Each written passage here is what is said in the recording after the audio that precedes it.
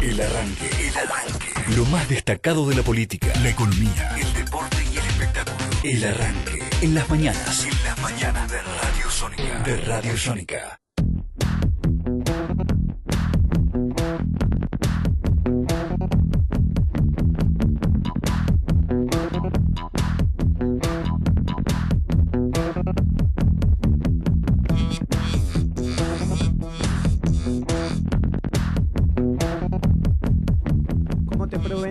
Ya está en el piso Daniel Arroyo, diputado nacional, representante de Red por Argentina. Daniel, ¿cómo andás? Buen día, feliz año. Muy bien, buenos días y espero que tengamos un año bueno de verdad todos. Bueno, gracias por venir nuevamente al arranque aquí a Radio Sónica. En algún momento, el año pasado, cuando te entrevistábamos, pertenecías a un espacio político, ahora es un nuevo espacio político. Contame esa transición. Nosotros, una parte de los diputados que formamos parte del Frente Renovador, hemos conformado un bloque aparte en octubre del año pasado llamado Red por Argentina. Tiene el objetivo de ser puente. Nosotros queremos unir a toda la oposición. Toda la oposición es el conjunto de peronismo en las distintas vertientes, más los movimientos sociales, más otros sectores críticos al gobierno, que de esa gran unidad opositora tiene que salir un programa común, seguramente 2 o 3 candidatos a presidente, 2 o 3 candidatos a gobernador, y la sociedad votando en una PASO se define, pero queremos eso. Nuestro objetivo es ayudar a hacer un puente para que unamos al conjunto de la oposición. Si nos fragmentamos, tiene chance de ganar el gobierno, y en esencia me parece que el gobierno deja 20 millones de personas afuera, con lo cual la tarea nuestra es construir una unidad opositora. En esa unidad opositora, la idea es ir todos a una gran PASO. ¿Cuál es la idea de Red por Argentina y cómo ves también al resto de los espacios que están tratando de aglutinar? Primero, esa idea de ir a la gran unidad opositora no está tan fácil hoy. En realidad, si mañana cerraran las listas, habría como 2 espacios. Argentina Federal por un lado y el resto del peronismo por el otro. Yo aspiro a que no sea así y que vayamos todos juntos. Nosotros básicamente lo que queremos es eso, más allá de las expectativas que podemos tener cada uno. En esencia, el problema de la Argentina, a mi modo de ver, es que el modelo que encara el gobierno es soja, minería, sector financiero y salarios bajos. Que ese modelo deja 20 millones de personas afuera. Y que si se convalida y continúa, va a ser una Argentina con un montón de gente con la ñata contra el vidrio. Como eso está mal, lo que hay que hacer es unirse a la oposición, que tenemos diferencias, pero son menores frente a este problema, y ir una PASO con todos los que quieran ser candidatos, y que la sociedad votando diga, este lidera o esta lidera.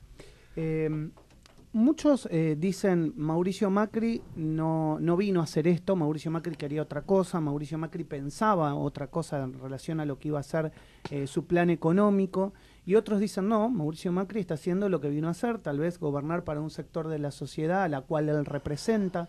¿Cuál es tu idea respecto a eso?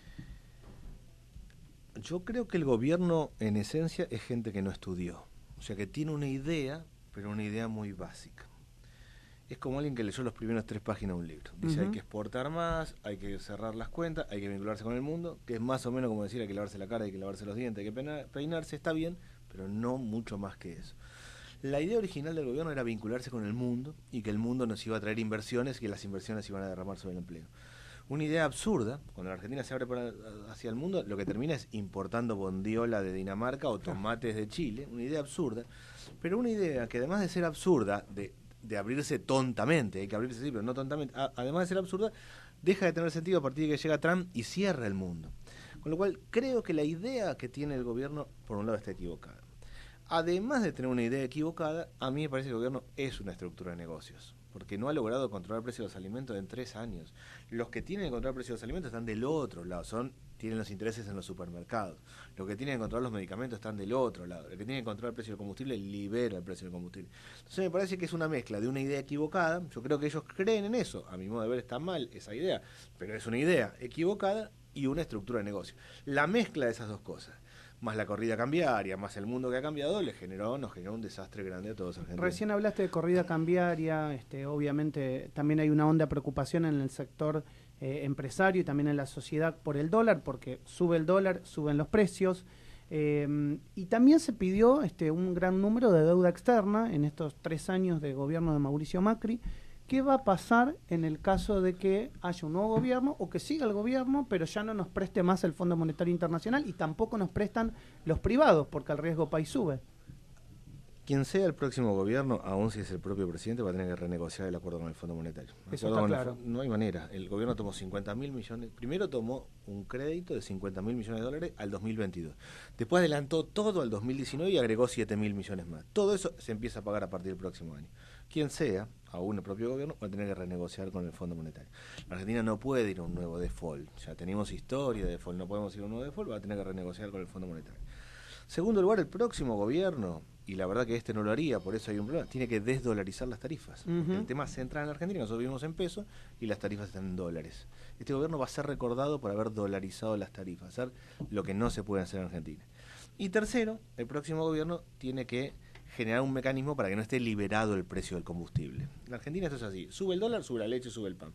Sube el combustible, sube la leche, sube el pan. Aumentan las tarifas, sube la leche, sube el pan. Todo junto a la vez, y la lógica del gobierno fue dolarizarlo. Lo cual o es un gran error o un gran negocio. En cualquiera de las dos situaciones quedamos un montón de personas afuera. La noticia que conocimos hoy, que lo íbamos a comentar con Luciana más tarde, pero ya lo podemos adelantar, es el tema del gas. Es decir, ahora se frena el gran ajuste y se difiere para después de las elecciones.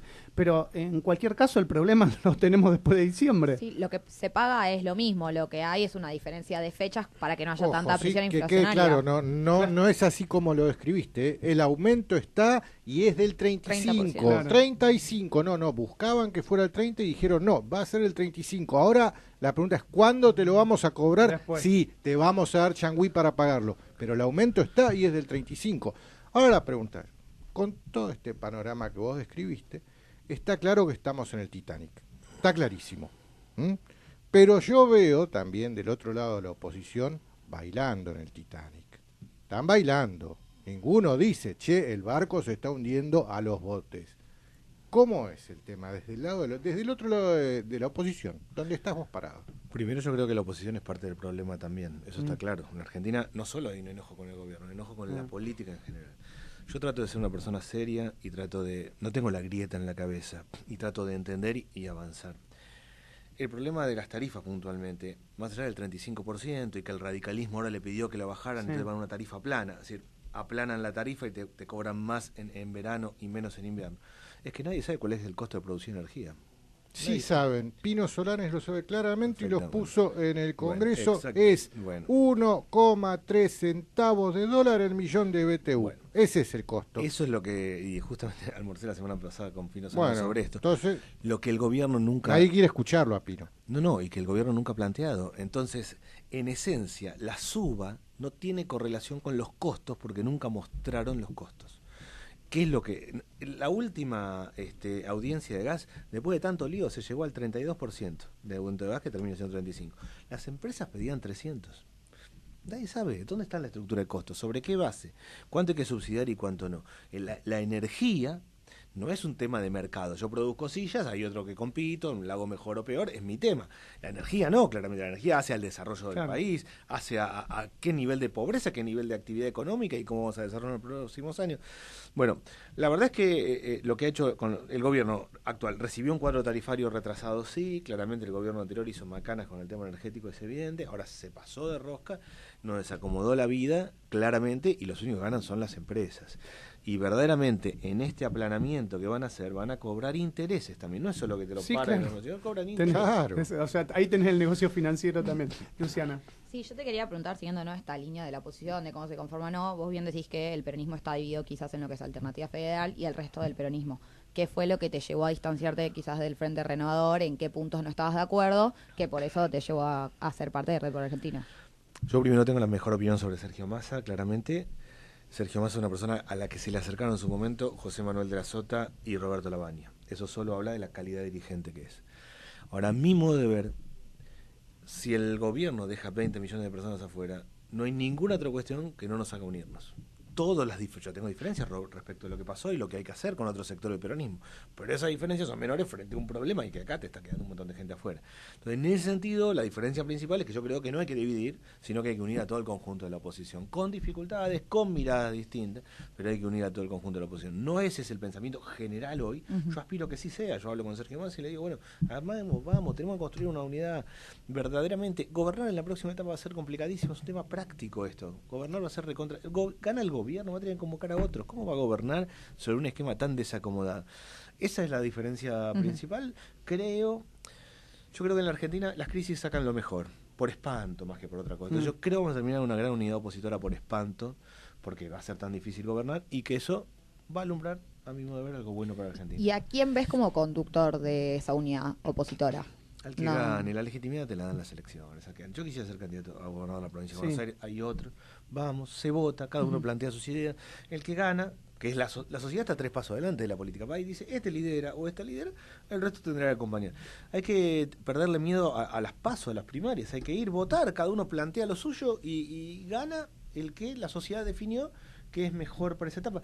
Yo veía tanta tensión en Cambiemos, por ejemplo, en Córdoba. Sí. ¿Cuál sería el problema de que si hay dos miradas distintas?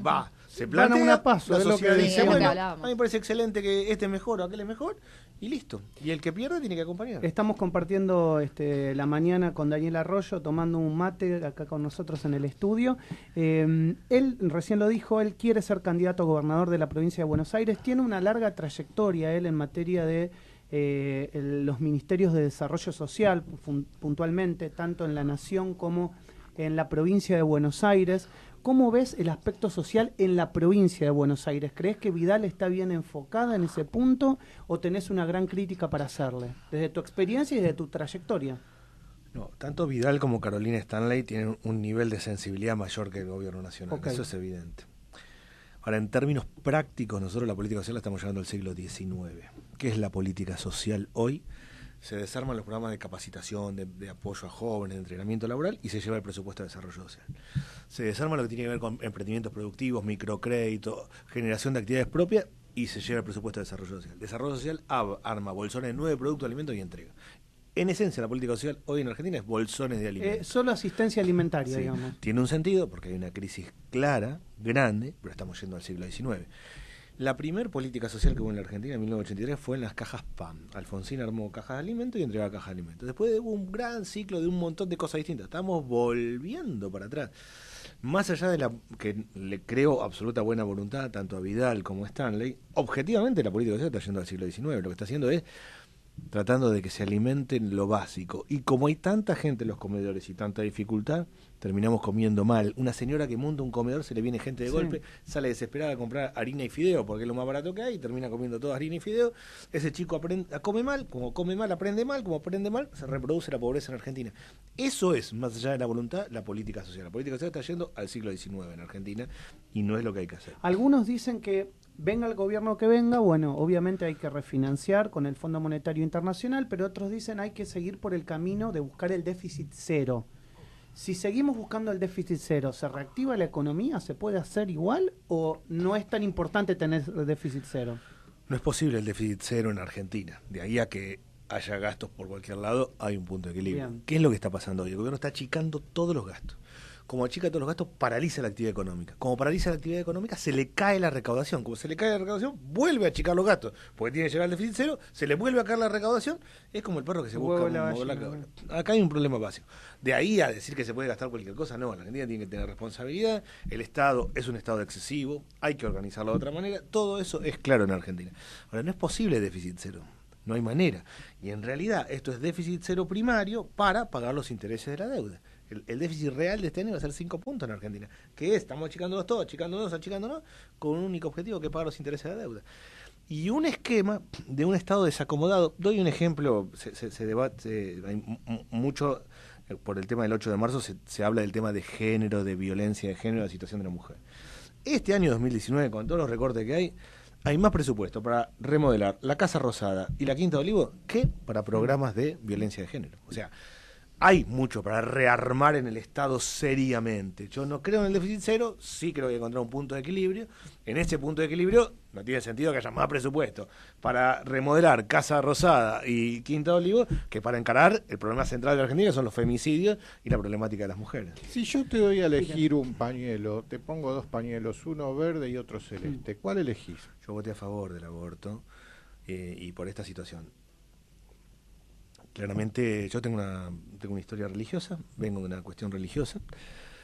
En esencia, que voté a favor por dos cosas. Uno, porque creo que no se puede penalizar a una mujer que decide interrumpir voluntariamente el embarazo. Y segundo, porque tiene que hacerlo en las mejores condiciones de salud. Con lo cual lo que hay que hacer es tener verdaderamente el sistema sanitario mejor para aquella que decide voluntariamente interrumpir el embarazo. Esa es mi mirada.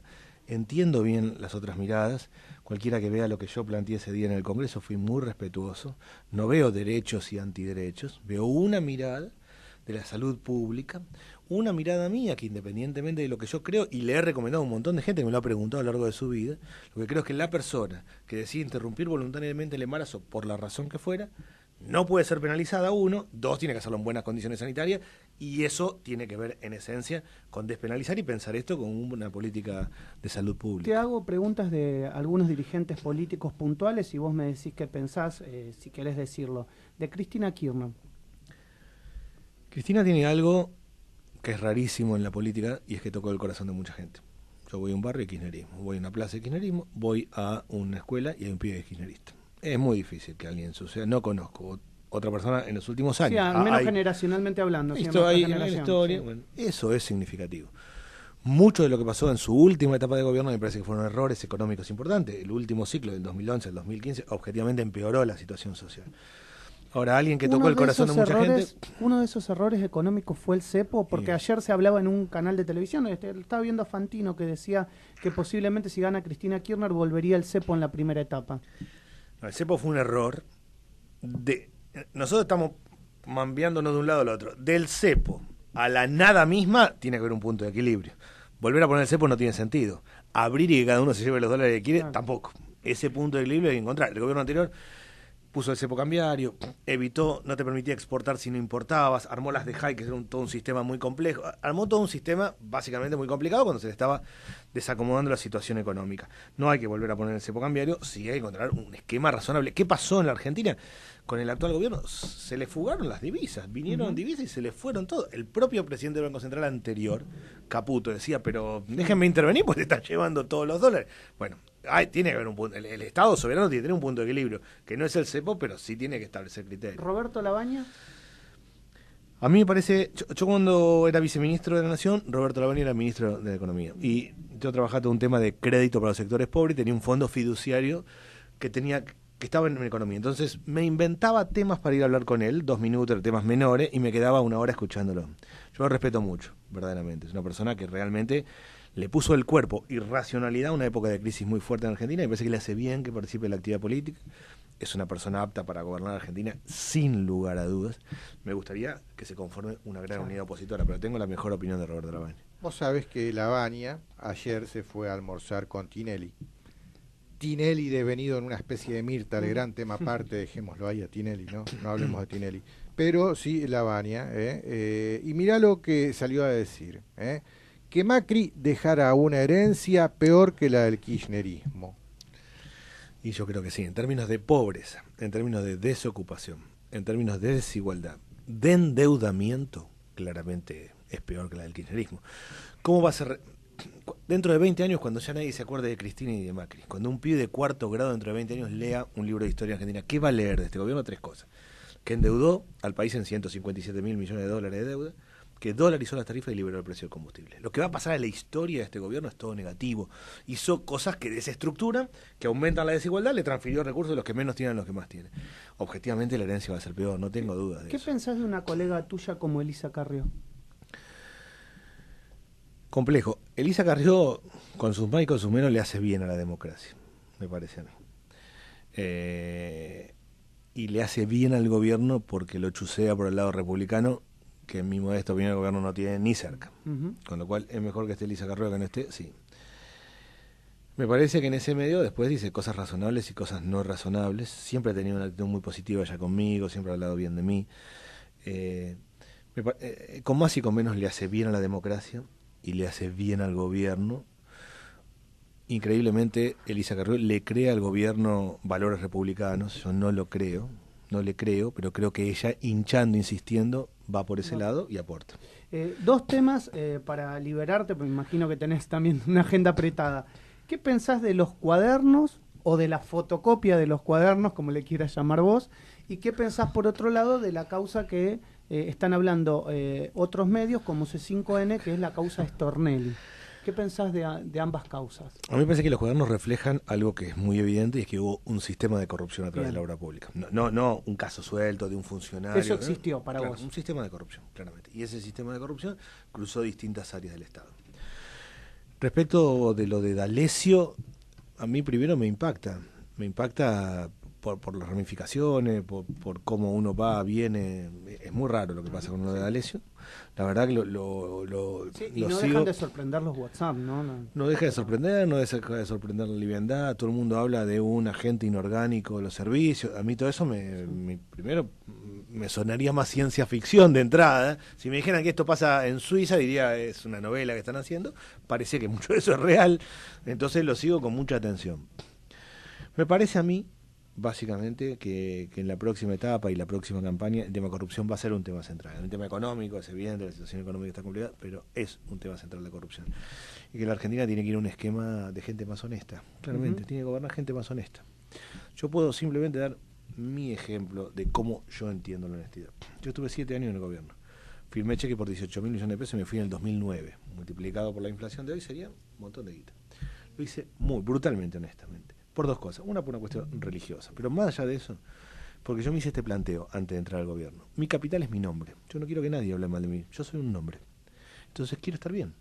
Como el vecino quiere estar bien con el carnicero, con el verdulero, con el que va a la vuelta. La mayoría de la gente tiene un nombre que perder. Y entonces yo lo que pensé es, a mí me conviene hacer las cosas bien. No solo por una cuestión de valores. Me conviene porque estoy cuidando mi nombre, que es lo que soy. A toda la gente que tiene eso, que para mí es la inmensa mayoría de Argentina, yo les sugiero que participe en la actividad política. Porque si los buenos se retiran, quedan los vivos y los inescrupulosos. Entonces los buenos tienen que estar y participar.